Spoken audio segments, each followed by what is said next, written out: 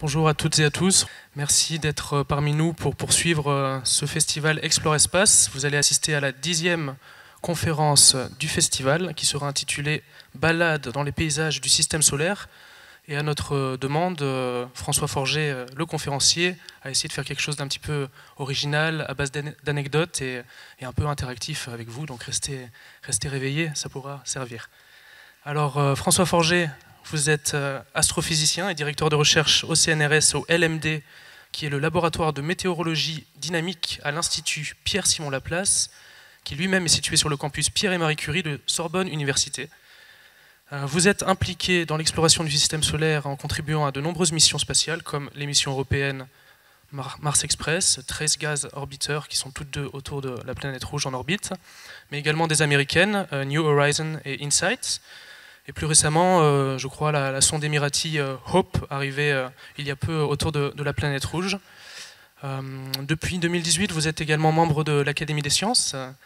Personnellement, pour la petite anecdote, j'ai eu la chance de vous voir dans le costume traditionnel vert des académiciens qui vous sied très bien. Et vos recherches scientifiques se penchent sur les environnements planétaires et notamment sur le climat des planètes telluriques de notre système solaire. Dans une interview que vous nous accordiez dans le dernier Ciel et Espace, vous nous disiez que malgré les spécialisations des astronomes, certains restent globalement multiplanètes. C'est votre cas, et c'est d'ailleurs pourquoi vous allez nous emmener aujourd'hui le temps d'une balade dans les paysages du système solaire sous la forme de cette conférence quiz. Si cette conférence quiz vous inspire quelques questions que vous voudriez poser à François Forget, gardez-les pour la fin de la conférence. On essaiera de prendre une dizaine de minutes pour un petit échange. On peut applaudir François, merci.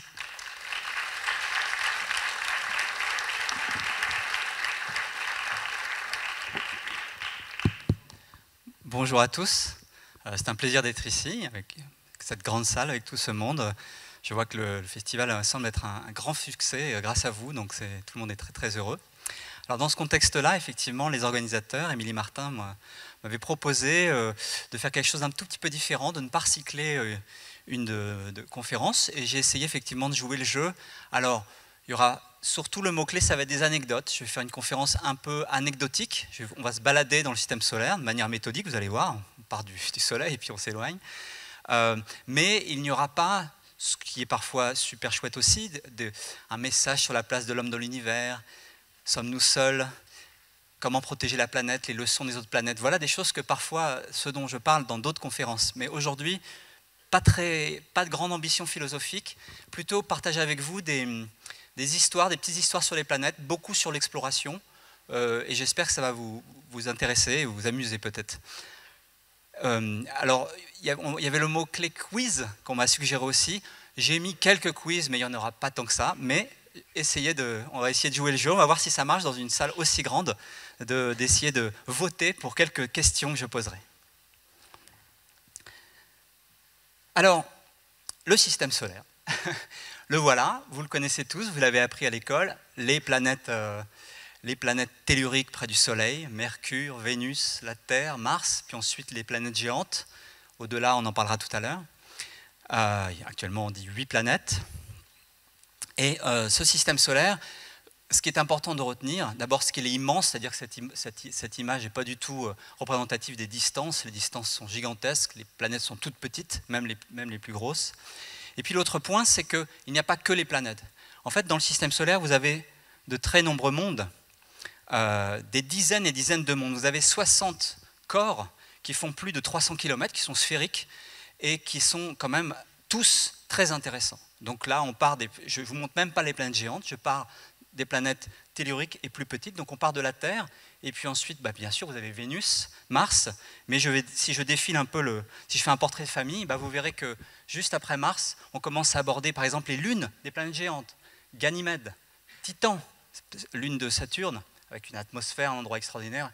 Voici Mercure, Callisto, Io, on va en reparler, et puis ça accélère. La Lune, les autres satellites, vous avez ensuite des objets qui sont au-delà de Neptune, dont on parlera légèrement, vite fait, si on a le temps, d'objets transneptuniens, les différentes grosses astéroïdes, d'autres lunes, encore d'autres mondes, et ça fait vraiment quand même, à chaque fois, des endroits extraordinaires, magnifiques, le plus souvent, et qui sont presque tous dignes d'intérêt.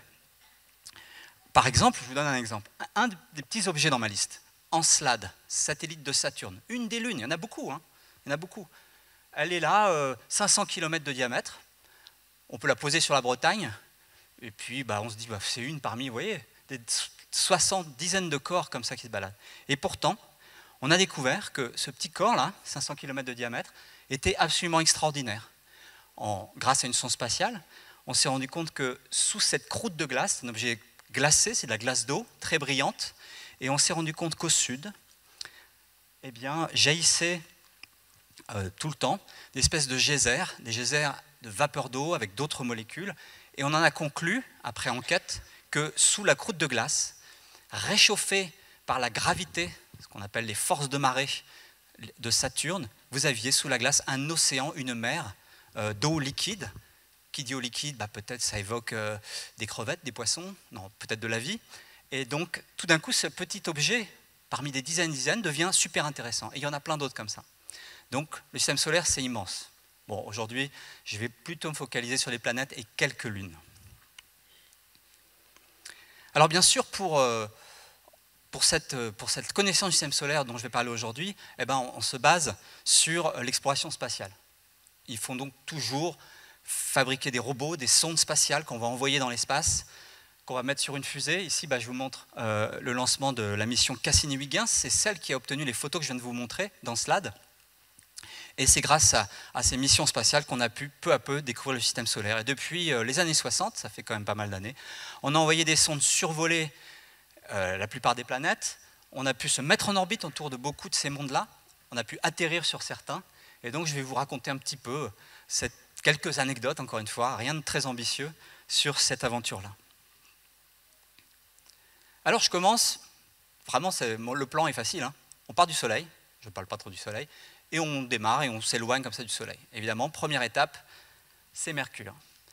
Alors, Mercure, vous voyez la photo, ça n'a pas l'air très passionnant quand même, parce que c'est un objet, il n'y a pas d'atmosphère, c'est rocheux, il y a des cratères, on est d'accord, ça évoque la Lune. C'est une espèce de lune. Mais en réalité, quand on s'intéresse un peu aux détails scientifiques de cette Lune, enfin donc de ce Mercure, c'est quand même assez intéressant. Vous avez un énorme cœur métallique, surdimensionné, riche d'enseignements sur les origines des planètes, des autres planètes. Il y a pas mal d'énigmes derrière ça.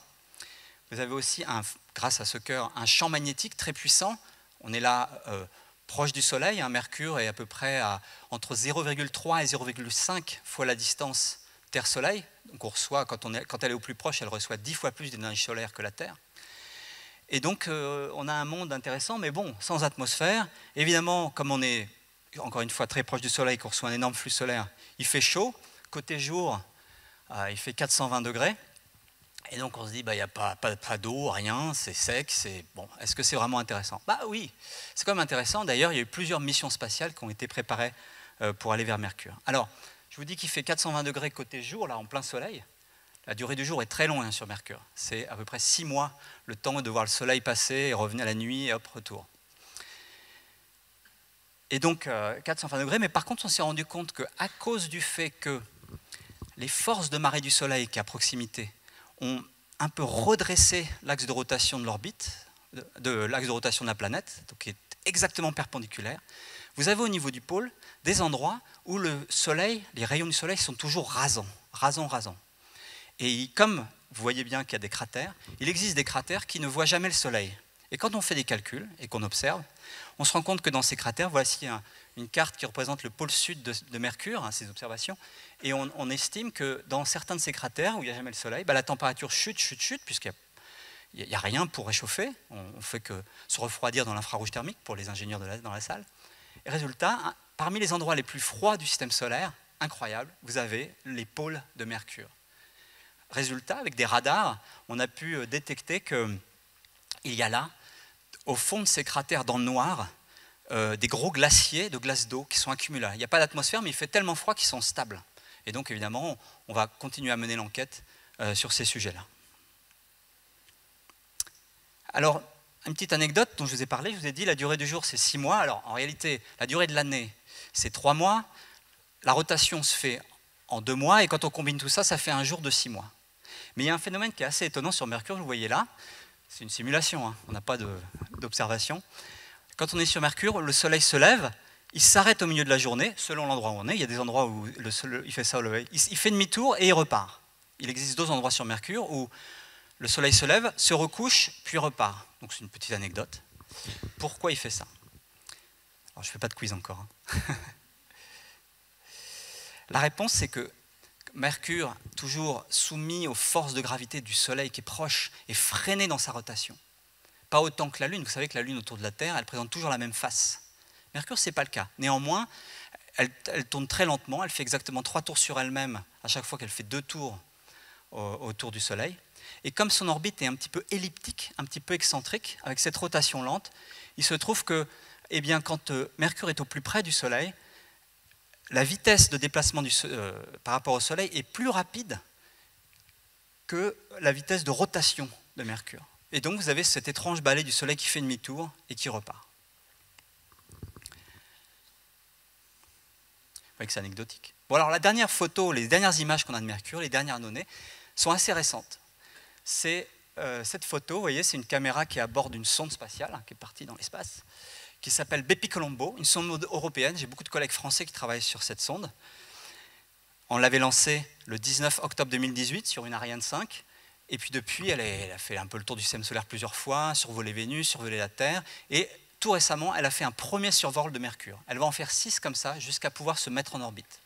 Elle survole Mercure à chaque fois, ça la ralentit un peu pour qu'à la fin, elle puisse enfin s'arrêter.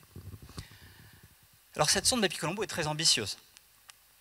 La voici, vous avez tout un système pour le transport. Vous avez un premier satellite qui se mettra en orbite, c'est le satellite européen pour observer vraiment la planète. Vous avez un autre petit satellite japonais qui est dans la coiffe en haut, qui va servir à observer le plasma, etc. Et au final, vous aurez tout un ensemble d'instruments qui vont essayer de comprendre comment fonctionne cette planète. Alors j'arrive à mon premier quiz. Est-ce que vous notez quelque chose d'étonnant sur cette sonde spatiale? Elle est conçue pour être à côté, très proche du Soleil, 3 fois plus proche du Soleil que la Terre. Le flux solaire est 10 fois plus fort. Donc on reçoit 10 000 watts par mètre carré, une quantité énorme de soleil. Et pourtant, vous remarquez qu'elle a d'énormes panneaux solaires. Comment ça se fait? Pourquoi est-ce qu'on a doté cette sonde spatiale d'énormes panneaux solaires alors qu'en fait, en réalité, elle aurait juste besoin d'un petit panneau, puis ça suffirait, elle aurait 1000 watts sans problème. Et donc, c'est mon premier quiz. Je teste. Hein. C'est une expérience, généralisera dans 1 an si vous voulez.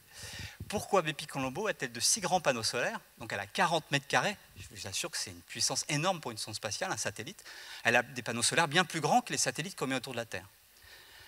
Là où l'insolation est 10 fois plus intense que sur Terre. Alors, on va tester la méthode quiz. Donc, première option, pour rejoindre Mercure, il faut d'abord s'éloigner du Soleil. Deuxième option, la sonde utilise un moteur électrique. Tesla, vous voyez le genre, ce n'est pas un truc à essence. Troisièmement, les panneaux solaires ne peuvent être exposés au Soleil directement. Comme il fait frais, il faut les mettre à l'ombre. C'est un peu idiot, mais c'est peut-être ça le principe. Alors, on va voir, on va faire un quiz. Qui pense que la raison, c'est que pour rejoindre Mercure, en fait, on a d'abord dû s'éloigner du Soleil avant de plonger près du Soleil? Ok, on ne va pas compter. Hein. Bravo, bien tenté. Deuxième option, la sonde utilise un moteur électrique, genre Tesla. Ouais, merci. Troisième option, les panneaux solaires ne peuvent être exposés au Soleil directement. Oh, c'est partagé, hein? Est-ce qu'il y a des gens qui ont voté plusieurs fois? Vous aviez le droit, en fait. La réponse, c'est 2 et 3. Alors la première, pour rejoindre Mercure, il ne faut pas s'éloigner du Soleil. On pourrait, hein, parce que c'est tellement compliqué les manœuvres spatiales. Je vous répète, on est parti de la Terre, survoler Vénus, ça ralentit un peu. On survole la Terre à nouveau, ça ralentit un peu. C'est ce qu'on appelle l'accélération, les décélérations gravitationnelles. Si vous avez des questions là-dessus, on y reviendra à la fin. Et puis, en fait, donc, on s'est rapproché du Soleil tout le temps. Effectivement, il y a un moteur électrique. C'est un moteur ionique, c'est-à-dire qu'on le principe, on le fait de plus en plus maintenant pour les sondes spatiales. On met des moteurs qui utilisent un champ électrique pour accélérer un gaz très très fort. Et ça consomme beaucoup moins de carburant. Alors c'est lent, hein, c'est très doucement, ça déforme un peu la trajectoire, mais ça fait pas mal dans notre jargon, de delta V. C'est-à-dire qu'on peut modifier l'énergie et la vitesse de la sonde, ce qui est nécessaire quand on va vers Mercure. Comme on tombe vers le Soleil, on accélère à mort. Il faut freiner, il faut freiner, il faut freiner. Mais la vraie raison, hein, c'est la troisième. Les panneaux solaires ne peuvent être exposés au soleil directement. Pour ceux qui ont fait un peu de physique, le problème est suivant. Si vous prenez un panneau solaire normal, vous le mettez, vous recevez 10 000, 12 000 watts par mètre carré, vous faites votre petit calcul. Je ne sais pas si la fin, vous connaissez l'équation, 1 moins l'albédo, fois le flux, fois égale sigma T4. Qui connaît sigma T4? Ah, il y en a quand même. Sigma T4, donc c'est le flux infrarouge qui refroidit le panneau. Le panneau, il est chauffé parce qu'il absorbe le rayonnement solaire, il rayonne de l'infrarouge thermique pour se refroidir. Si vous faites le calcul, vous mettez votre panneau solaire face au soleil, la température, quoi que vous fassiez, elle monte à 380 degrés. Et il se trouve que bon, pour les soudures, l'électronique, franchement, ça empêche le fonctionnement d'une panneau solaire. Alors ce qu'on fait, c'est qu'on les incline. C'est complètement idiot, apparemment. On a ces immenses panneaux solaires, on les met quasiment perpendiculaires. Ça permet qu'ils se refroidissent. La température reste limitée à en dessous de, on va dire, 200 degrés. Et à 200 degrés, ces panneaux solaires-là, ils peuvent fonctionner. C'est déjà chaud, 200 degrés. Hein. C'est déjà chaud. Et ils marchent pendant des années. Donc, belle réussite. Par contre, il faut des grands panneaux solaires, parce que la puissance solaire est divisée par 4. Dans certains passages de l'orbite, c'est encore plus divisé. Donc, il faut ces immenses panneaux solaires. C'était un peu absurde, mais ça me faisait... Je voulais partager ça avec vous. Ça m'avait surpris, moi, la première fois. J'ai mis du temps à comprendre. Ah, j'ai encore un quiz. Je ne sais pas si je vais vous faire voter. Réfléchissez. La sonde s'appelle Bepi-Colombo. Vous voulez voter? On tente alors. D'où vient le nom de cette sonde, Bepi-Colombo? Bon, allez, je vous donne un truc, c'est italien. Bepi-Colombo. Est-ce que c'est un hommage à Christophe Colomb et son célèbre lieutenant Jean-Michel Bepi? En italien. Et Juan Michelo, bah non, vous rigolez pas. Donc je vous rappelle, il y a eu des sondes qui s'appellent, on nomme souvent les sondes avec des noms d'explorateurs. La grande sonde qui a exploré Vénus américaine s'appelait Magellan, Galileo, Huygens, donc voilà. Ça signifie blanche colombe en italien. Je ne sais pas qui parle italien. Bepi Colombo, c'est à cause des panneaux solaires. Et sinon, en fait, ça pourrait être aussi l'hommage à un scientifique que personne ne connaît. Bon, ben on vote alors. Qui pense que c'est un hommage à Christophe Colomb et à Juan... non, pas Juan. Juan, alors...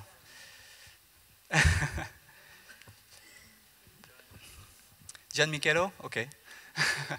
Ok, il n'y a pas beaucoup de votes. C'est Jean-Michel qui traduit, qui a trahi. Ouais. Et la blanche colombe?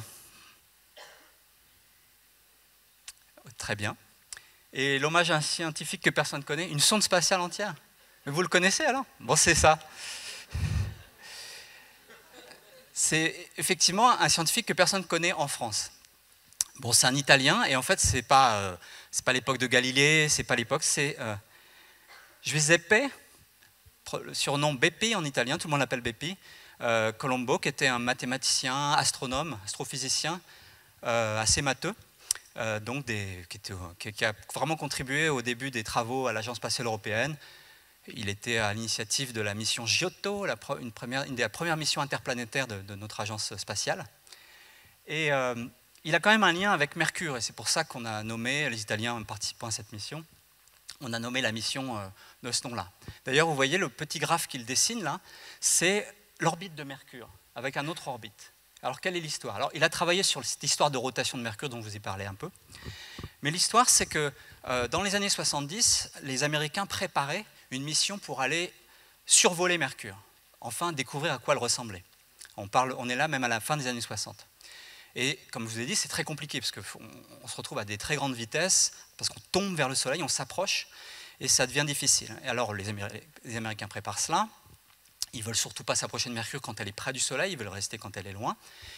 Et puis voilà, ils disent on va faire un survol de Mercure. Et Bepi Colombo, Giuseppe, leur a écrit, il leur dit ouais, j'ai calculé, mais si d'après mes calculs, quand on vient de la Terre, on passe par Vénus et on survole Mercure, en s'y prenant bien, on peut faire en sorte que, donc je vous fais le petit schéma, que la sonde, une fois qu'elle a survolé une fois Mercure va faire 2 ans et on revient exactement au même endroit, là où il fait froid, et on resurvole à nouveau.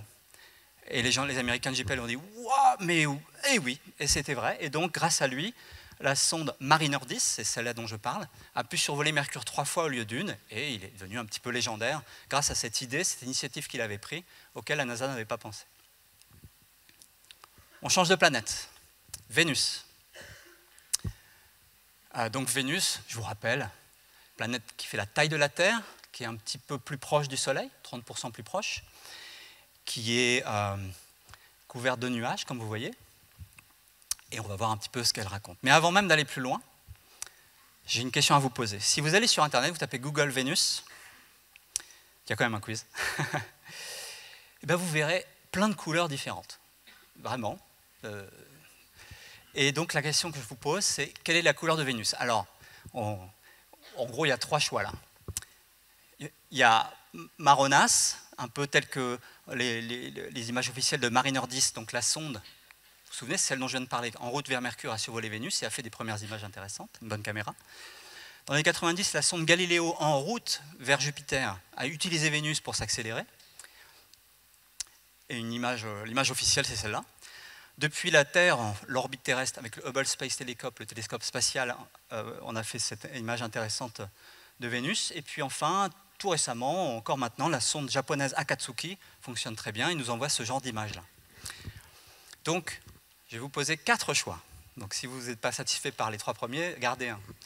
Est-ce que vous pensez que Vénus est marronasse? OK. Qui pense que Vénus est bleutée? OK. Qui pense que Vénus est mauve ou violet? Il y a quand même des gens qui votent, OK. Et le dernier choix, c'est Vénus. Ah, Vénus c'est quoi alors? Quelqu'un a l'idée? Elle est blanche. En fait, Vénus, si vous y allez avec votre vaisseau spatial Twingo ou Tesla pour être plus moderne, eh ben vous vous approchez, ou vous regardez dans une lunette, elle est blanche, blanche, blanche, ultra brillante, extrêmement réfléchissante. L'essentiel du rayonnement solaire qu'elle reçoit est réfléchi, et on voit presque rien, quoi. Alors, ce que font les agences spatiales quand elles ont des images, c'est qu'elles prennent des fausses couleurs. Elles vont prendre une image effectivement orangée, etc., mais elles vont rajouter un canal ultraviolet. Et dans l'ultraviolet, donc ce que l'œil humain ne voit pas, légèrement quand même dans le bleu, on le devine un peu, vous avez un absorbant dans les nuages, une molécule dont on ne connaît pas la formule d'ailleurs, qui absorbe dans les nuages et qui crée une structure nuageuse. Et là, ça devient intéressant. On voit l'atmosphère qui tourne. Ce qui est impressionnant, c'est qu'alors que la planète solide tourne en plus d'une centaine de jours, même 200 jours, l'atmosphère elle-même tourne en 4 jours seulement. On a ce qu'on appelle une superrotation et on voit très bien les nuages tourner comme ça, en emportant ce petit absorbant ultraviolet. Et donc c'est pour ça, pour montrer à quoi ça ressemble, on voit les nuages, faire la science, on met des fausses couleurs vues dans l'ultraviolet. Alors je ne vais pas trop traîner, c'est ma dernière slide sur Vénus, mais je vais quand même vous raconter un peu quand même des choses sur Vénus, au sens où, eh bien, à une fois qu'on a pu découvrir cette planète Vénus, à partir même de... Ça a commencé avec une sonde dans les années 60 qui s'appelait Mariner 2, donc la première sonde interplanétaire qui a survolé une autre planète, c'était Vénus. On a appris des choses, on a découvert qu'il faisait très chaud à l'intérieur, sous les nuages, ce qui n'était pas évident, puisque les nuages réfléchissent tellement au rayonnement solaire que si on faisait un calcul simple, comme j'ai fait sur les panneaux solaires tout à l'heure, la quantité d'énergie absorbée et puis ce qui est rayonné, on trouve des températures comparables à la Terre sous les nuages. Donc pendant très longtemps, avant l'ère spatiale, on pensait qu'il faisait 20 degrés à la surface de Vénus. Mais en fait, on se trompait totalement. Et la raison est la suivante, c'est que si vous descendez dans l'atmosphère, vous allez d'abord trouver une grosse couche épaisse de nuages, mais vraiment épaisse, de plusieurs dizaines de kilomètres. Alors c'est des nuages essentiellement composés d'acide sulfurique, avec un peu d'eau. Il y a des gouttelettes d'eau liquide, mais bon, très, très acide. Et ensuite, si vous continuez votre descente, eh bien, la température va augmenter, augmenter, augmenter sans arrêt, jusqu'à atteindre des températures très élevées. Alors, désolé, je viens de me rendre compte que la température en Kelvin, c'est-à-dire que vous avez à peu près 450 degrés à la surface. Il fait ultra chaud et ça va poser des problèmes. Alors, on a envoyé des sondes. Dès les années 60, les Russes, les Soviétiques, ont envoyé des sondes assez ambitieuses qui étaient conçues pour descendre en 1967. Venera, c'est le nom des... La sonde Venera 4 est descendue dans l'atmosphère et elle était conçue pour atteindre une pression d'environ 10 bars ou 20 bars. Elle est descendue, puis au bout d'un moment on a perdu le contact. Évidemment, elle a implosé. La pression est bien supérieure à ça. En 69, on envoie 2 autres sondes. Sur le rapport officiel, c'est marqué que ce sont des sondes supérieures car elles comportent une effigie de Lénine sculptée et qui, à mon avis, a fondu parce qu'en fait, ils ne savaient pas encore, personne ne savait quelle était la température en bas. 450 degrés, la plupart des métaux font. Et ça a encore raté, jusqu'à les premiers succès dès les débuts des années 70, avec des sondes qui ont pu se poser à la surface et peu à peu rapporter des images. Alors je tiens à dire une chose, c'est quand vous arrivez à la surface où il fait 450 degrés, rien ne permet de survivre. Comment dire ça? La sonde est isolée thermiquement, donc à l'intérieur, il fait encore frais. Je vous rappelle qu'on a commencé en haut, il faisait moins 50 dans la haute atmosphère. C'est ensuite seulement à cause de l'effet de serre de dioxyde de carbone, j'ai oublié de vous raconter tout ça, je fais que des anecdotes, donc j'oublie de dire l'essentiel. Vous avez cet extrême effet de serre qui fait 450 degrés à la surface. La sonde, elle, je vous montre une photo d'ailleurs quand même. Allez, 2 sondes ramenées par l'Union soviétique, qui n'a jamais réussi à se poser sur Mars, mais sur Vénus, super. Donc la planète rouge n'était pas communiste. Mais donc sur Vénus, on a réussi à prendre des photos, elles sont en noir et blanc en fait, et puis on peut voir. Mais on se dit, super, pourquoi est-ce qu'ils ont pu se promener, etc. En fait, non, je reviens à ce que je vous racontais. La sonde se pose, à l'intérieur d'une isolation, la température est encore de 50 degrés, et puis peu à peu, elle monte inexorablement jusqu'à ce que les batteries brûlent, l'électronique fonde, les soudures fondent, à 450 degrés, rien ne fonctionne. On travaille, notamment à la NASA, ils travaillent pour faire de l'électronique et des batteries qui pourraient fonctionner à 450 degrés, mais pour l'instant, non, la durée de vie à la surface est juste de quelques dizaines de minutes. Le temps de prendre des photos, faire un peu d'analyse, et puis après, tout crame. Alors, à quoi ça ressemblait quand même? On a quand même je ne peux pas vous le montrer vraiment, mais on a fait des mesures. On passe dans les nuages, on ne voit rien. Jusqu'à 30 km d'altitude, il y a encore beaucoup de brouillard, la visibilité n'est pas très bonne. Et puis, à partir de 30 km d'altitude, la pression est élevée, mais pas tant que ça. Et on a une vision latérale jusqu'à 80 km. On voit pas mal. Ça ressemble un peu à la Terre, il ne fait pas encore trop sombre. Et puis on continue à descendre, et peu à peu, un peu comme sur Terre, quand le soleil se couche, tout devient un peu rouge. C'est la golden hour, on dit sur Instagram. Eh bien là, c'est généralisé. Il fait tout le temps un petit peu rougeâtre. Et donc ensuite, on descend 10 km. Et là, on se retrouve dans une espèce de soupe. La pression est telle que ce n'est plus vraiment un gaz. La preuve, c'est que les sondes doivent larguer leur parachute. Et elles coulent comme ça doucement. Et elles font poum à la surface, un peu comme un sous-marin. Dans cette espèce de gaz très chaud, mais à très haute pression, 90 fois la pression sur Terre. Et puis ensuite, elle surchauffe. Alors, des missions sont prévues. Et juste pour finir ça, j'ai la chance de faire partie de l'équipe scientifique d'une mission qui vient d'être sélectionnée par la NASA, qui s'appelle Da Vinci, du nom de Léonard, et qui va être lancée, on est en train de la préparer seulement, en 2029, et qui va descendre pour faire plein de nouvelles mesures, puisque la dernière sonde qui s'est posée sur Mars, ça date d'il y a presque 40 ans maintenant. Je passe sur une autre planète. J'ai pas mis le nom, vous devinez? Est-ce qu'il y a des enfants très... Non. Donc c'est la Terre, juste une slide, juste pour vous rappeler que la Terre, c'est un système double. Et en fait, c'est très impressionnant. Toutes les sondes spatiales qu'on envoie à distance, souvent, on se retourne quand on part pour prendre la photo de la Terre. Et quand on a un peu de chance, en fait, la Lune est là. Et c'est vraiment un système double. Si on était des extraterrestres qu'on arrivait, c'est ça qui caractériserait notre planète, c'est qu'on a la Terre et la Lune et qui se tournent l'un autour de l'autre comme ça. Bon, j'arrive au plat de résistance. Avec le temps, je m'arrêterai à l'heure. Hein. Le temps passe très vite, en fait. Je n'aurai pas le temps de faire tout le système solaire. C'est la planète Mars. Mars, c'est une planète vraiment très intéressante. C'est celle sur laquelle je travaille le plus, donc j'ai plein d'anecdotes. Oh, le temps passe trop vite. Je vais faire que la moitié de ma présentation. La planète Mars, c'est une planète riche dans l'actualité. Cette année sont arrivées 3 nouvelles missions. Elles ont été lancées en juillet dernier, elles sont arrivées toutes les 3 en février. On n'en peut envoyer que quand les orbites sont synchrones. 3 missions, une mission des Émirats Arabes Unis, qui a été lancée en juillet 2020, qui arrive en février 2021. Une mission chinoise, avec un rover et tout, qui a été lancé en 2020, qui est aussi arrivé en février. Et puis un énorme rover américain qui a été lancé. Et pourquoi je vous montre ça? Pour vous dire que quand ces missions sont arrivées, ce n'était pas du tout les premières. Il y avait eu de nombreuses missions avant, depuis les années 60 et les années 70. Et pour vous dire, quand ces 3 missions sont arrivées à Mars, vous aviez déjà en orbite autour de Mars 6 satellites opérationnels qui observaient Mars. Donc on en a ajouté 2. Et puis vous aviez déjà 2 engins en fonctionnement à la surface, ça en fait 4 maintenant. Alors, avant d'aller plus loin, je vais vous raconter un point de vue un peu personnel sur toute cette histoire de l'exploration. Parce que quand on voit ça, on a l'impression de succès immense, de robots formidables, et ça paraît, entre guillemets, facile. En réalité, ce n'est pas si facile que ça. Et je vais vous l'évoquer à travers une expérience personnelle. Je vais vous raconter un peu ma vie, ma carrière, notamment en lien avec la planète Mars. Alors personnellement, j'ai commencé comme ingénieur, pas chercheur, ingénieur au CNES, c'est l'agence spatiale française, et qui bizarrement m'a envoyé travailler à la NASA pour préparer un projet russe.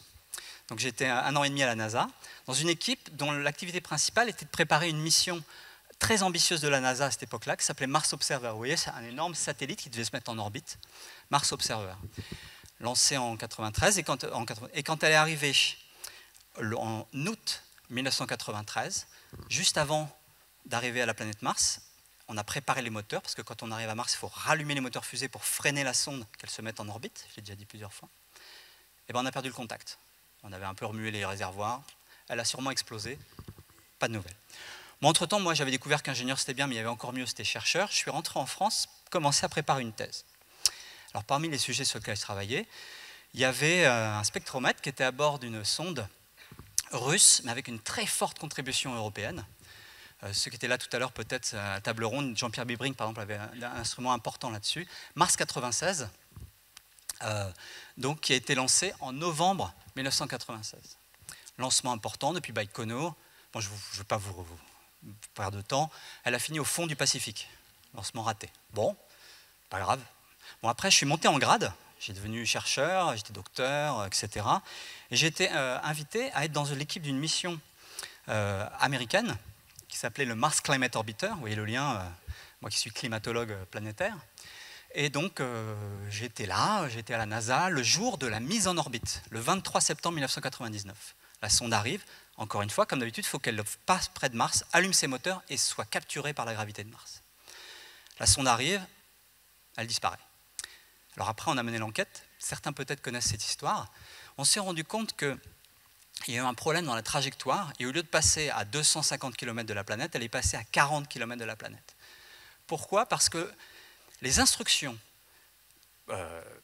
qui étaient données par le fabricant des moteurs de correction de trajectoire avaient été données en unités américaines, en pounds, en livres-force.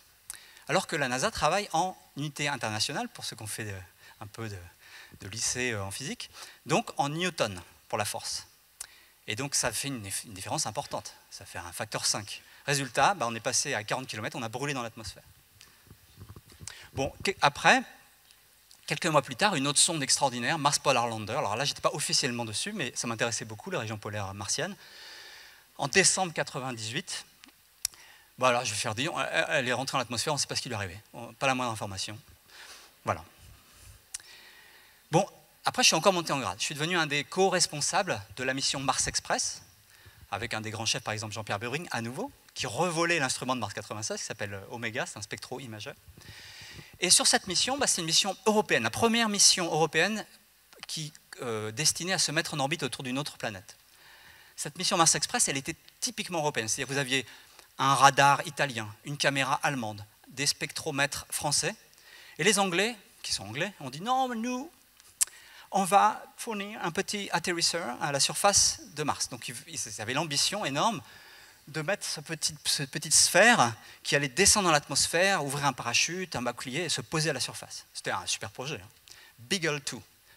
Beagle 1, je vous rappelle, c'est le bateau de Charles Darwin qui lui a permis de comprendre l'évolution de la biologie, enfin, sa théorie du darwinisme. Donc Beagle 2 devait révolutionner la biologie martienne. Alors, la sonde, donc la mission Mars Express est arrivée à Noël 2003, la nuit de Noël exactement, du 24 au 25. La sonde s'est mise en orbite parfaitement, c'est un succès immense, elle fonctionne encore aujourd'hui, elle a révolutionné notre connaissance sur la planète Mars. Par contre, la sonde Beagle 2, elle est rentrée dans l'atmosphère, on sait qu'elle s'est posée, on a des photos d'elle posée à la surface, mais elle n'a jamais communiqué. Donc c'était une déception. Alors, petit point personnel, il y a eu une première commission d'enquête, ce qu'on appelle interne dans l'équipe, et qui a conclu que c'était de ma faute. Alors j'ai dû écrire un rapport en expliquant que ce n'était pas de ma faute, et finalement le deuxième rapport officiel, Agence spatiale européenne, gouvernement anglais, a conclu qu'il y avait, le résumé, le summary, executive summary en 4 points, dit qu'il y a 3 raisons pour lesquelles cet échec a dû arriver. Et le 4e point, c'est que ce n'est pas de ma faute. Enfin, que c'est pas la faute. C'est pas de la faute de la modélisation qu'on avait fournie pour le calcul de l'entrée dans l'atmosphère. Bon.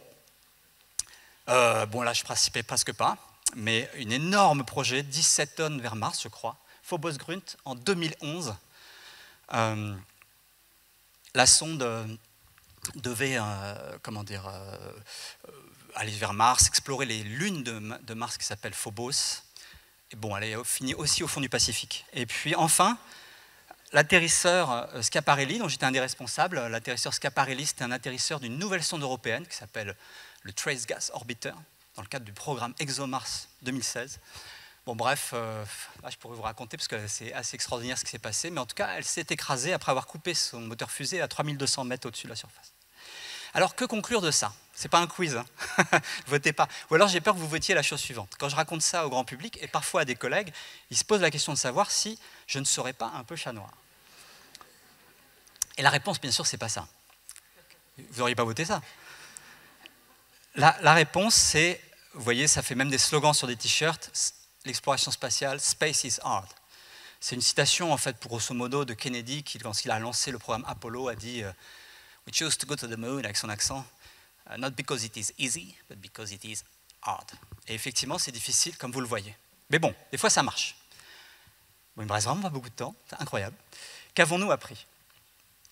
Je vais aller très vite. Je vais quand même vous raconter quelques anecdotes sur Mars. Ce qu'on a appris, alors vous allez voir, ça va défiler parce que je vais accélérer, pour qu'on ait le temps d'échanger un peu. C'est que Mars, ok, c'est une petite planète qui n'est pas juste à côté de la Terre. Vous voyez, par contre, c'est à l'échelle, à peu près 2 fois plus petite que la Terre, mais par contre, elle a beaucoup de points communs. C'est une petite terre désertique, froide, sèche, mais qui a des points communs, par exemple, ne serait-ce que parce que la durée du jour est de 24 heures 40 minutes, l'inclinaison de l'axe de rotation de la planète sur le plan de l'orbite, bon, bref, ça veut dire le rythme des saisons avec la nuit polaire, etc., est comparable. Donc on retrouve le cercle polaire, les tropiques, tout comme sur Terre. Résultat, par exemple, pour ce qui m'intéresse, la météo, vous retrouvez la même chose. Si vous êtes à la latitude de Paris, vous avez des vents d'ouest dominants, des pressions, des anticyclones. Vous descendez sous les tropiques, des vents alizés, des vents de mousson. Tout est assez similaire. Vous avez des volcans, ça ressemble beaucoup. C'est une espèce de terre désertique. D'ailleurs, si on descend à la surface avec la première mission qui a fonctionné pendant ma carrière, Mars Pathfinder, vous voyez, on a l'impression d'être dans un grand désert. La température, il y a un thermomètre là quelque part. Pendant la journée, c'est plus 20 degrés. Par contre, c'est un climat évidemment hyper continental, hyper désertique. L'atmosphère est fine, la pression à peu près 1/100 de ce qu'il y a sur Terre. Résultat, la nuit suivante, il va faire moins 80 degrés. D'ailleurs, la pression, l'atmosphère sur le dioxyde de carbone, est tellement faible que si vous allez vous balader, il faut mettre un scaphandre. Sinon, vous allez bouillir, quoi. Ça faut pas faire. Alors, le seul point qui vous ferait dire que vous n'êtes pas sur la Terre, à part qu'il n'y a pas de chameau qui passe, c'est que le ciel est orange. Et en fait, sur Mars, le ciel est toujours orange. La raison, c'est que vous avez en permanence des fines particules minérales en suspension. Alors, il y a une exception, qui sont soulevées par les vents, c'est juste une planète désertique avec des tempêtes de poussière et de sable, etc. Il y a une exception liée aux propriétés de ces particules minérales, c'est que lorsque le soleil se couche, le soleil reste blanc, par contre il est entouré d'un halo bleuté. Et si vous retournez, le ciel est encore orange derrière vous, donc c'est un peu l'inverse de sur Terre. Alors, tout ça pour dire que vous avez donc une planète actuellement assez active, avec des tempêtes de poussière, vous voyez ici une dépression, vous avez ici une calotte de glace, tout en haut c'est le pôle Nord, mais c'est de la glace carbonique, vous avez quelques dizaines de centimètres de neige carbonique comme dans les extincteurs, vous avez de l'eau. Voici, en plein été, au pôle Nord, vous avez ce gros glacier d'eau qui fait la taille de la France, qui alimente l'atmosphère en vapeur d'eau, ce qui fait des nuages, vous voyez, c'est beaucoup d'activités. Par contre, même si on voit de l'eau partout, on voit du givre qui se forme, exactement comme sur Terre.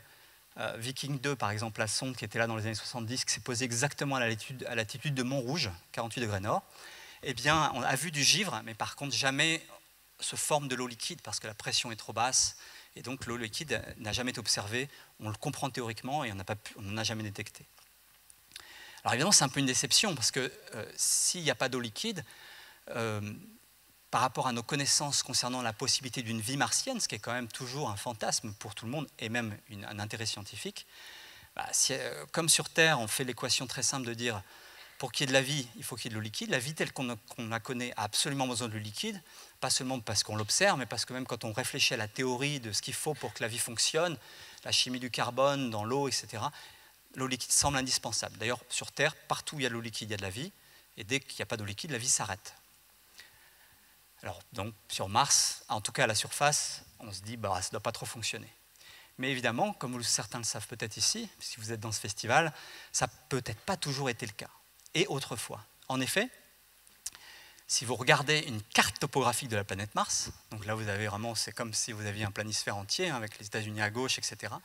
Vous voyez que les grandes zones bleues sont les plaines de l'hémisphère nord, elles sont assez lisses. Par contre, les hauts plateaux qui sont en rouge, là, vous voyez qu'ils sont criblés de cratères, un peu comme la Lune. Pourquoi? Parce que c'est une surface qui est très ancienne, qui remonte à plusieurs milliards d'années de la jeunesse des planètes. La Terre et la Mars ont le même âge. Donc il y a 3-4 milliards d'années, ces surfaces étaient déjà exposées et pendant 6 milliards d'années, elles ont accumulé l'oblitération des impacts. La Terre aussi, mais sur la Terre, le vent, la tectonique des plaques, c'est-à-dire la surface est sans cesse recyclée et on n'a pas de cratères partout comme ça. Pourquoi je vous raconte ça? Parce que dès qu'on zoome un petit peu localement avec des caméras haute résolution, parmi ces cratères dans les terrains anciens qui datent de plus de 3,5 milliards d'années, eh bien, on voit un peu partout des traces de lits de rivières aujourd'hui asséchées qui montrent qu'il y avait autrefois des lacs et des rivières. En plus, la minéralogie qui accompagne ça correspond bien. On trouve des argiles, on trouve des sels, des évaporites, on dit ça. Donc des choses qui suggèrent qu'il y a de l'eau liquide, un peu comme sur Terre. Donc on se pose la question de savoir s'il y a 3 ou 4 milliards d'années, il y avait de l'eau sur Mars. On y croit. Alors on a envie de mener l'enquête, notamment pour voir si dans certains, au fond d'anciens lacs, il n'y aurait pas des restes de fossiles, des traces de vie qui auraient pu démarrer, puisque la vie a démarré à la même époque sur Terre. Donc idéalement, on va dire qu'il faudrait envoyer des astronautes. Vous voyez, il a l'air content parce qu'il a un petit microscope, il vient de trouver une bactérie, enfin c'est super. Et pour l'instant, on ne peut pas faire ça. Ce qu'on fait, j'ai encore un peu de temps pour vous le raconter, on envoie, vous le savez sans doute, des robots géologues. Vous avez vu tout à l'heure un premier robot en 1997 avec la mission Pathfinder qui est ici à droite, qui s'appelle Sojourner. C'était un petit précurseur techno pour montrer qu'on pouvait se déplacer sur Mars avec un petit robot à 6 roues, 6 roues motrices, et on pouvait se promener. En 2004, la NASA a envoyé 2 robots identiques que vous voyez là avec des panneaux solaires qui s'appellent Spirit et Opportunity, les Mars Exploration Rover ils s'appelaient, et qui ont commencé à faire de la géologie. Et puis à partir de 2011, lancement en 2011, on a lancé une nouvelle gamme de rovers énormes, qui font la taille d'une voiture, 1 tonne. C'est le robot Curiosity qui est arrivé en août 2012. Et puis tout récemment, je vous l'ai mentionné tout à l'heure, s'est posé un robot qui ressemble beaucoup, qui fait autre chose, qui s'appelle Perseverance, qui s'est posé en février dernier. Alors voilà, l'avantage de ces rovers, c'est qu'en s'y prenant bien, ils sont capables de faire des selfies, comme ici Curiosity. Mais j'ai un dernier quiz, j'en ai encore d'autres, mais je n'aurai pas le temps de les faire. Je vais vous poser une question. Quel est le plus grand danger? Je vous ai déjà raconté des histoires de sondes qui brûlent dans l'atmosphère, qui s'écrasent, etc. Mais une fois qu'on est sur la planète, on est tranquille. Quel est le plus grand danger qui guette? Qu'est-ce qui peut limiter la vie de ces robots? La plupart ont vraiment très bien fonctionné. Ils sont tombés en panne récemment après des années de travail. Mais qu'est-ce qui a fait qu'ils ont pu s'arrêter? Alors je vous donne 4 options. La première, on se promène, comme au Paris-Dakar, on peut s'enliser dans le sable. Personne ne peut descendre avec une plaque là, pour désenliser, donc c'est un problème. Deuxième, se perdre dans une tempête, comme dans Tintin, vous voyez, avec les Dupont, tout ça. On peut crever une roue, c'est possible ça. Et puis, l'alcool au volant. Donc, qui vote pour la première, s'enliser dans le sable? Pas idiot. Deuxième, se perdre dans une tempête. Bravo, il y en a qui votent plusieurs fois là. Crever une roue. Mais ça n'a pas des pneus, hein. Bon, bref. L'alcool au volant. Alors, la réponse, c'était tout sauf l'alcool au volant. Alors, c'était pas une mauvaise idée parce qu'il existe des histoires dans l'exploration spatiale où il y a eu des erreurs humaines assez caractéristiques qui sont pas un opérateur va envoyer une mauvaise information et après l'antenne est foutue, elle ne peut plus communiquer et on ne peut plus récupérer. Alors, généralement, ce n'est pas lié à la personne qui a fait l'erreur. Il y a pas mal d'histoires russes, donc on peut se demander s'il n'y avait pas de Volca et tout dans l'affaire.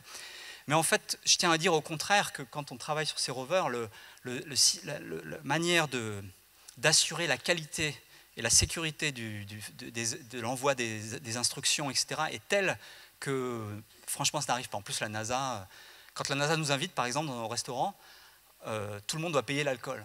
Parce que l'État américain n'a pas le droit de payer l'alcool dans un restaurant. Bref. Donc l'alcool au volant, ce n'est pas le cas. Mais les 3 autres sont vrais. Alors je vais terminer là-dessus, puis je ferai la seconde partie dans 1 an, je pense. Je vais vous parler un tout petit peu de ce qui est arrivé à certains rovers. Alors, un premier, c'est Opportunity. Vous voyez ce rover avec son petit panneau solaire, et il se balade, en fait, il est au bord d'un cratère. Ça va être le cratère Endurance. Alors, je dois vous dire, c'est un montage. Il n'y a personne pour prendre la photo. Et c'était juste pour vous illustrer le fait que le principe de fonctionnement de ce rover Opportunity, ça a été d'aller de cratères de plus en plus grands, parce qu'il était dans une zone assez plate, et les cratères permettaient d'accéder au sous-sol. Et à chaque fois, il disait, j'ai trouvé un cratère de 30 mètres de diamètre, il y en a un là-bas qui fait 500 mètres de diamètre, je vais y rouler. Et c'est ainsi qu'un jour, il a été décidé de rouler des kilomètres et des kilomètres pour rejoindre un cratère, après avoir été dans ce cratère Endurance, pour rejoindre un cratère qui s'appelait Victoria, plusieurs kilomètres. Alors comme c'est des rovers qui font au maximum 100 mètres par jour, ça prend du temps. Alors ces rovers, on ne peut pas les piloter en temps réel. Mars est souvent à 10-20 minutes lumière radio. Donc en fait, il y a une petite intelligence artificielle, on leur donne un waypoint, un endroit où aller, puis ils se débrouillent avec des caméras, ils contournent un petit peu les cailloux, etc. Dans ce système-là, pour ce modèle-là, il y avait un coefficient de lâcheté, cowardness, qui lui permet d'être plus ou moins rapide. Je pense que vous voyez où je vais en venir. Et puis quand on a décidé de rejoindre ce cratère Victoria, des mois de route à faire, vu que la route semblait à ça, on s'est dit, bon, on va mettre le coefficient de lâcheté à 0 et on va foncer. Et là, on a réussi à faire plus de 100 mètres par jour. Donc ça a bien marché. Ça a bien marché, jusqu'à ce qu'on s'enlise. Donc en mai 2005, il se trouvait que à cette époque-là, je travaillais à la NASA, j'avais un peu subi, je n'étais pas exactement dans le même centre, mais j'avais été plusieurs fois, c'était quand même assez impressionnant. Et ben on s'est retrouvé enlisé dans une dune, quoi. Donc catastrophe, on arrête tout et on simule le problème dans un hangar du Jet Propulsion Laboratory, le centre de la NASA, pour essayer de comprendre ce qu'il faut faire. C'est comme en voiture quand vous enlisez. Est-ce qu'il faut tourner le volant à droite, à gauche pour reculer? Est-ce qu'il faut mettre les roues comme ça? C'est un 6-6, il y a plein d'options. Pendant des semaines, tout a été testé. Alors pour le meilleur analogue au niveau de la texture, ça a été de prendre les filtres à diatomée qui sont utilisés dans certaines piscines américaines. Donc le JPL a envoyé plein de gens acheter des filtres à diatomée dans tous les Castorama, enfin équivalents du coin. Résultat, il y a eu une peine de filtres à diatomée pendant plusieurs semaines dans la région de Los Angeles. Mais bon, donc ça c'est on se sable. Et puis on a fait plein de tests. Et au final, on s'est rendu compte après 5 semaines de tests que le plus efficace c'était marche arrière à fond tout le temps. Et ça a marché. Néanmoins, après, on a fait beaucoup plus attention. Donc, je ne sais pas si vous arrivez à voir, ça c'est le parcours. Je vous ai dit Eagle Crater, Endurance Crater, en bas Victoria Crater. Donc, plusieurs kilomètres à faire. Vous voyez qu'en quelques jours, on est arrivé dans ce qu'on appelle Purgatory. Purgatory, c'était la dune ou le tas de sable dans lequel le rover s'est coincé. Après, on est reparti. Et regardez les dates. Après, il a fallu des années pour éviter les dunes, prendre son temps, jusqu'à arriver à Victoria Crater. Mais quand même, Opportunity s'en est sorti. Parallèlement, le jumeau d'Opportunity, qui s'appelle Spirit, en fait, lui, un jour, est passé sur ce qu'on appelle comment on appelle ça en français? Je ne sais pas, duracrust, c'est-à-dire vous aviez quelque chose qui semblait solide, et d'un coup, crouch, la croûte s'est cassée, il s'est enfoncé jusqu'au ventre, et il est resté coincé. Vous voyez, c'est celui qui s'appelle Spirit. Et par contre, aucune manœuvre n'a fonctionné, il a fini par être sur le ventre, comme dans les voitures, si vous avez déjà fait rouler dans le désert. Et il est resté coincé sur une pente, et quand la mauvaise saison est venue, c'est-à-dire quand on s'est retrouvé sur une pente qui était plutôt à l'ombre, on a perdu le contact. Donc le 22 mars 2010. C'est comme ça que Spirit, c'est en s'enlisant que ce rover-là a été perdu. Qu'est-ce qu'il en est d'Opportunity qui avait survécu à son enlisement? Eh bien lui, il s'est perdu dans une tempête de sable. Je vous donne un exemple ici. Alors c'est un schéma un peu compliqué. Vous avez quoi? Vous avez l'opacité de l'atmosphère, c'est-à-dire la quantité de poussière qui est au-dessus. Je vous ai dit le ciel est orange, mais des fois il peut être sombre parce qu'il y a beaucoup de poussière, il fait mauvais. Et puis vous avez les saisons. Nous, on ne dit pas janvier-février, on appelle ça la longitude solaire. Bref, ça commence en janvier, si vous voulez, ça finit en décembre. Et vous avez plusieurs années. Le rover a marché plein d'années martiennes. Et les années martiennes font presque 2 ans. Donc on est là en 2018 à la fin. Alors regardez, vous avez tout d'un coup une augmentation. Tout d'un coup, il y a eu plein de poussière dans l'atmosphère. Et ça, c'était une tempête globale de poussière, un événement très impressionnant. On ne voit plus la surface. Spirit Opportunity, de son côté, il s'est mis à faire noir, tellement il y avait de poussière dans l'atmosphère. Malgré tout, le rover a survécu à ce moment-là. Il s'est retrouvé plein de poussière sur les panneaux solaires. Heureusement, les vents l'ont un peu nettoyé. Et il a pu poursuivre son aventure. Et puis, on arrive en juin 2018. Et là, tout d'un coup, il y a une tempête qui a démarré, notamment dans la région d'Opportunity. Et regardez la mesure qu'on a reçue en quelques jours de Opportunity. Tous les jours, il mesure la quantité de poussière dans l'atmosphère en regardant le soleil. D'un coup, il n'a pu voir rien. Dernière mesure, c'était une profondeur optique de 10. Pour ceux qui font un peu de physique, c'est exponentiel moins tôt. Hein, donc il faisait noir, noir, noir. Il a perdu le contact, on ne l'a jamais récupéré. Il s'est perdu, il a perdu toute source d'énergie pendant trop longtemps et le contact n'a jamais pu être pris. Enfin, je m'arrêterai là. Je vous ai dit qu'on pouvait crever des roues. Et effectivement, c'est ce qui arrive, c'est le problème qui arrive au gros rover Curiosity, dont je vous ai parlé tout à l'heure. Si vous regardez bien, d'accord, il n'y a pas de pneus, mais il y a des trous dans ces roues en aluminium. Vous le verrez mieux là. Parce qu'en fait, à force de rouler sur des petits cailloux un peu pointus de basalte, ça a commencé à casser la roue, et depuis qu'on s'est rendu compte de cela, il a fallu faire extrêmement attention, éviter les cailloux tranchants, passer sur du sable, en évitant les sables trop profonds, etc. etc. C'est un des problèmes qui menace la fin de la mission de Curiosity, qui fonctionne encore pour l'instant.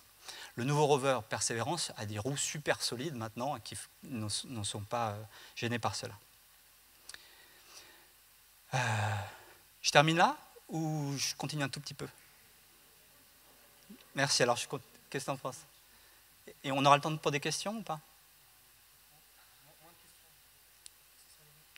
Je vais vous montrer juste une petite chose. En vous parlant de Jupiter. Jupiter, planète géante, super jolie, tac, magnifique. Regardez, hop. Mais si vous regardez, ici c'est l'Association française d'astronomie qui organise ce festival. Si vous avez déjà vu Jupiter dans une petite lunette, en fait ce qu'on voit, d'accord, on voit Jupiter, mais on voit 4 petites lunes, comme cela. 4 petites étoiles, et qui tournent. Et ça, c'est quand même assez étonnant. Évidemment, ça a été découvert, on les appelle les satellites galiléens, car ils ont été découverts par Galileo Galilei, et on a même encore maintenant le manuscrit où il décrit le mouvement de ces petites lunes. C'est le premier à braquer une lunette astronomique vers les étoiles, et notamment vers les planètes, et découvrir cela. Il a compris qu'il y avait un espèce de mini-système, et je voulais vous montrer une chose que peu de gens ont vue bizarrement, c'est qu'il y a quelques années, un peu tout à fait dans l'esprit de Galilée, une nouvelle sonde spatiale qui s'appelle Juno s'est approchée de Jupiter, et elle a fait un espèce de film, un time-lapse, en arrivant, et je le trouve assez joli. Est-ce que vous arrivez à voir malgré la lumière? On arrive un peu sur le côté, un petit peu au-dessus du système, et on voit les 4 satellites qui tournent autour de Jupiter. Et moi, je trouve ça magnifique. On peut mettre une musique dramatique et tout, et ça rend super. Et vous voyez donc ces petites lunes de Jupiter qui sont grosses quand même. Elles passent dans le cône d'ombre. On va s'approcher un peu, vous allez voir.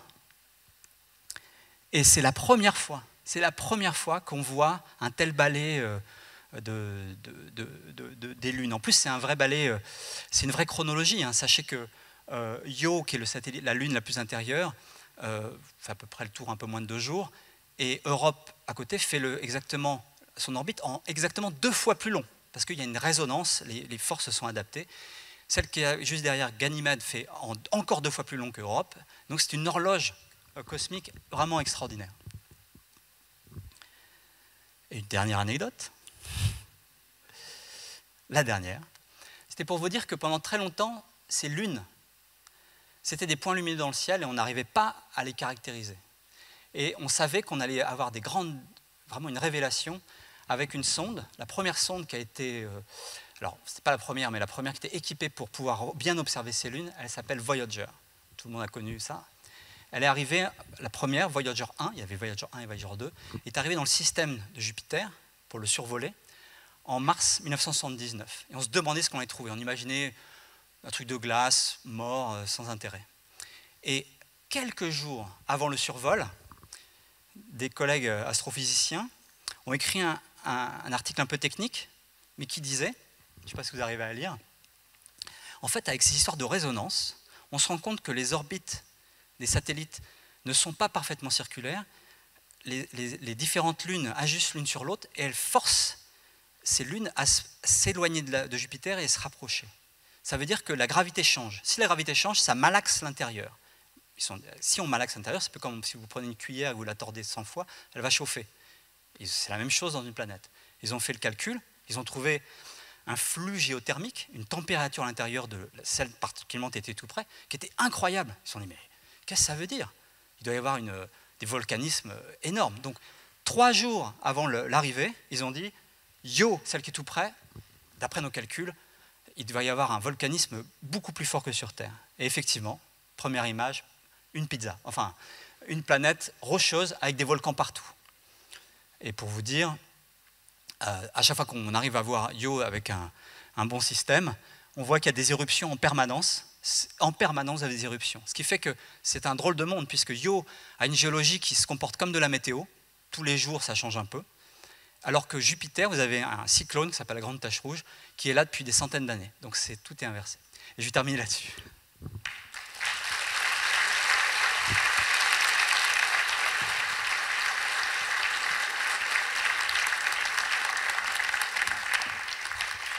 Merci beaucoup François pour cette balade interrompue. Malheureusement, c'est mon métier, enfin pour aujourd'hui en tout cas, de mettre un terme à ça. On va prendre deux, trois questions rapidement, si certains de vous en ont une. Oui, juste une question sur le... Est-ce que c'est des rumeurs? Est-ce que c'est vrai? Le basculement de la planète Mars. En certaines communications, à une époque, on affirmait que Mars avait basculé sur son axe du fait du supervolcan qui l'aurait déséquilibré. Ah, donc j'avais compris autre chose. La première chose que j'avais compris, c'est le fait que l'axe de rotation de Mars bascule un peu, et ça c'est vrai. Sur la Terre, l'axe de rotation de la Terre varie un tout petit peu de plus ou moins 1,4 degré, et ce changement-là influe sur le climat au point que cette petite variation d'1,4 degré a généré les périodes glaciaires et interglaciaires, gros changement climatique. Sur Mars, l'axe de rotation varie entre 0 et plus de 60 degrés. Donc il y a des changements climatiques énormes liés à ça, c'est un de mes sujets de recherche favoris. Cette histoire d'axe de rotation qui a changé, c'est encore autre chose. C'est ce qu'on appelle dans notre jargon le True Polar Wonder. Et dont, par exemple, un de nos collègues qui était très actif à la fin, à une époque, Sylvain Boulet, a été un des pionniers de ça. Le True Polar Wonder, c'est différent. C'est le fait que le pôle de la planète n'est pas au même endroit géographiquement, que la croûte se déplace. C'est peut-être ça dont... Et c'est arrivé, on pense effectivement, c'est assez convaincant, que la formation d'un gros massif volcanique sur Mars, il y a probablement un peu plus de 3 milliards d'années, a mis un tel balourd, une telle masse à certaines latitudes que la rotation a fait basculer, et bizarrement, ça se passe comme ça, c'est la croûte qui tourne et le reste de la planète ne bouge pas. Et donc, voilà, ça s'appelle le True Polar Wonder. Donc tout ça reste un peu, et pas démontré à 100%, mais c'est très plausible. Tout à l'heure, vous nous avez parlé des panneaux solaires autour de Mercure. Et je voulais savoir si ces panneaux solaires nous fournissaient de l'énergie à nous et si on pouvait en mettre plus. Alors, les panneaux solaires là, ce sont des panneaux solaires qui fournissent l'énergie pour la sonde. Elle est extraordinairement loin, entre 30 millions et 120 millions de kilomètres tout le temps. Et donc, c'est pour vraiment la sonde spatiale, le robot, qui a besoin de s'alimenter en électricité. Donc, par contre, les panneaux solaires fournissent de l'énergie si on les met sur Terre. Et bien sûr, comme tu le sais sans doute, ça fait partie du cocktail qu'on souhaiterait utiliser pour ne pas trop utiliser de pétrole à partir de maintenant. Et donc, je ne sais pas si j'ai vraiment compris ta question, en tout cas. Ou alors, ta question, c'était est-ce qu'on pourrait mettre des panneaux solaires dans l'espace qui fourniraient de... Alors, certains ingénieurs ont fait des espèces de spéculations pour voir si effectivement on pourrait mettre des très grands panneaux solaires en orbite autour de la Terre. Et la difficulté, évidemment, c'est de transmettre l'énergie. Donc il existe des travaux scientifiques, régulièrement une publication, pour transmettre des grandes quantités d'énergie par des ondes radio et qui seraient reçues, alors en grande onde, et puis on pourrait comme ça essayer de générer, mais c'est quand même très compliqué. Bonjour. Vous travaillez sur les planètes du système solaire. Avec les progrès techniques, est-ce que vous envisagez déjà des travaux sur les exoplanètes? Ah oui, oui, tout à fait. On travaille déjà beaucoup sur les exoplanètes. Il se trouve que, d'abord, les exoplanètes ont été découvertes il y a déjà 25 ans, un peu plus de 25 ans, et depuis on en a observé des milliers.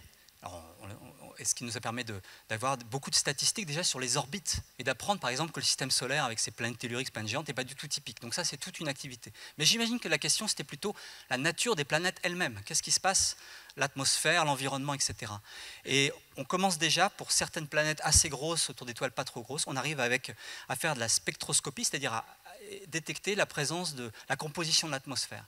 Et c'est surtout le grand projet qu'on a, de le faire bien mieux sur des planètes quasiment de la taille de la Terre à partir dans quelques mois, à commencer par le super nouveau télescope spatial, le James Webb Space Telescope, qui va être envoyé normalement le 18 décembre sur Ariane, et qui va être une révolution pour nous, puisqu'on va pouvoir, pour certaines planètes qui sont dans des systèmes qu'on a la chance de voir par la tranche, la planète passe devant son étoile, et là on peut faire la spectroscopie des photons qui passent dans l'atmosphère, et on peut apprendre sur la composition de l'atmosphère. On espère le faire en particulier sur certains systèmes planétaires où les planètes sont, pour ce qui concerne les planètes telluriques, genre la Terre, quoi, autour de systèmes, pour des systèmes où l'étoile est toute petite. À ce moment-là, elle n'est pas trop éblouissante, et on arrive à faire cela. Le système le plus connu, qui va être le système STAR, qui va être étudié pendant des heures et des heures par le James Webb Space Telescope, c'est un système qui s'appelle TRAPPIST, comme les bières. Et je ne le dis pas par hasard, qui a été détecté par des Belges qui l'ont baptisé TRAPPIST en l'honneur. Enfin, le télescope, c'est les bières TRAPPIST. Voilà. Et ce James Webb Space Telescope, très attendu, hein. Nous, à Ciel et Espace, on en fait la une du prochain numéro là, qui sort dans quelques jours. Il y a 20 pages sur ce télescope spatial. Donc si vous voulez en savoir plus, procurez-vous le prochain Ciel et Espace dans quelques jours. Merci beaucoup, François Forget. On peut vous applaudir encore une fois.